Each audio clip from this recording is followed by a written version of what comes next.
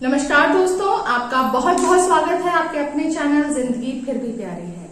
आज फिर मैं आपके लिए एक कविता लेकर उपस्थित हुई हूँ। रक्षाबंधन का त्योहार है, आप सभी को रक्षाबंधन की हार्दिक शुभकामनाएं।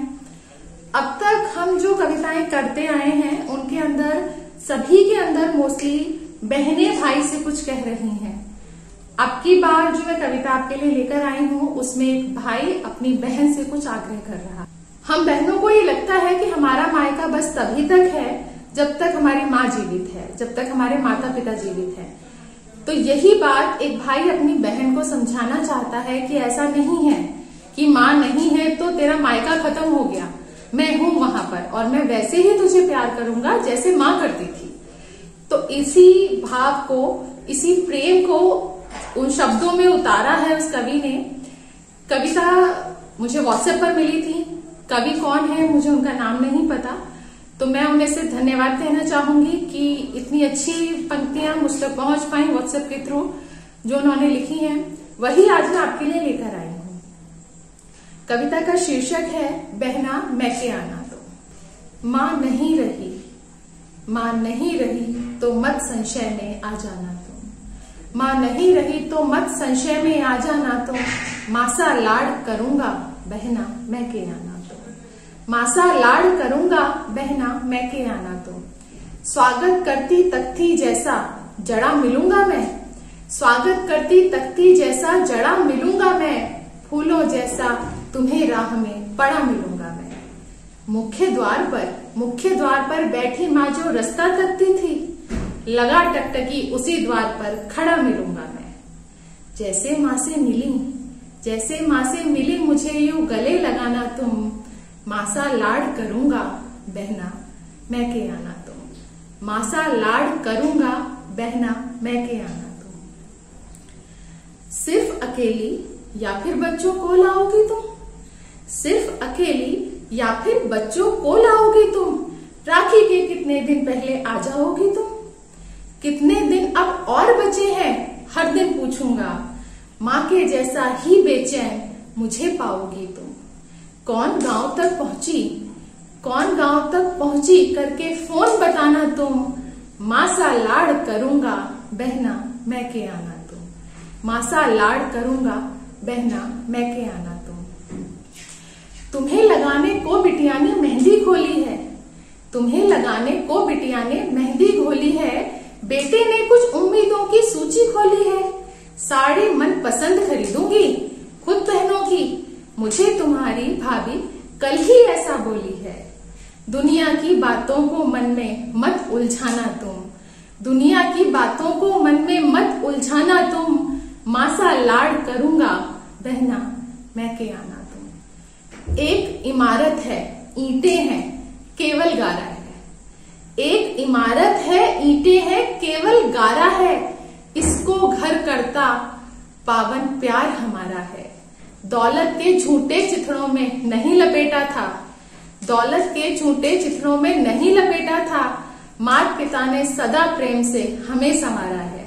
नेह तिलक जीवन भर मेरे भाल लगाना तुम। नेह तिलक जीवन भर मेरे भाल लगाना तुम। मासा लाड़ करूंगा बहना मैके आना तुम। बहना मैके आना तुम।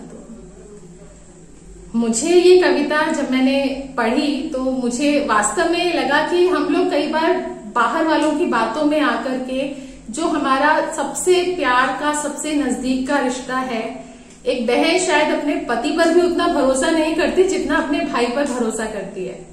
तो हम उस भरोसे को खो देते हैं सिर्फ इस गलतफहमी में। एक तो हमारे समाज में एक नैरेटिव फैला दिया जाता है कि जो भाभी अगर आ गई है तो वो सिर्फ बुरी ही हो सकती है, और अगर जो सास है तो वो सिर्फ बुरी ही हो सकती है, बहू है तो सिर्फ बुरी ही हो सकती है।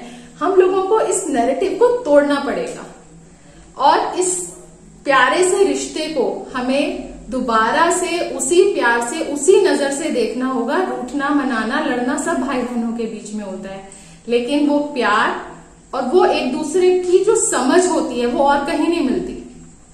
तो मेरा यही निवेदन है सभी बहनों से कि वो अपने भाइयों को अगर कहीं ऐसा कुछ है तो जरूर प्यार से बात करें और उस चीज को सॉल्व कर लें आपस में, अगर कहीं कुछ मन में कुछ बात है तो।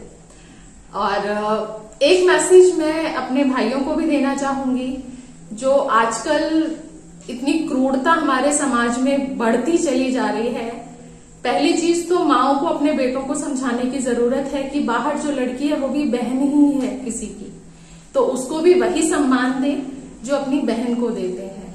और इस रक्षाबंधन पे मैं ये चाहूंगी भाइयों से कि वो अपने बहनों को जो उपहार देते हैं उसमें उन्हें कम से कम सेल्फ डिफेंस की ट्रेनिंग दिलवाएं, कि अगर वो कभी कहीं अकेली परेशान हो रही हैं, फंस जाती हैं, तो वो अपनी सुरक्षा कर सके, क्योंकि आप हर समय उनके साथ नहीं रह सकते। बेहतर ये होगा कि हम अपनी लड़कियों को तितलियां बनाने की जगह, सजा धजा के बार्बी डॉल बनाने की जगह हम उनको एक साहस दें, एक बल दें और एक ऐसा व्यक्तित्व बनाएं, हम उन्हें मधुमक्खी बनाएं कि कोई छेड़े तो डंक से डरे। यही मेरा निवेदन है भाइयों से भी और माओं से भी, कि अपने बेटों पे को थोड़ा सा समझाएं। ये हमें ही परिवार से शुरुआत करनी होगी।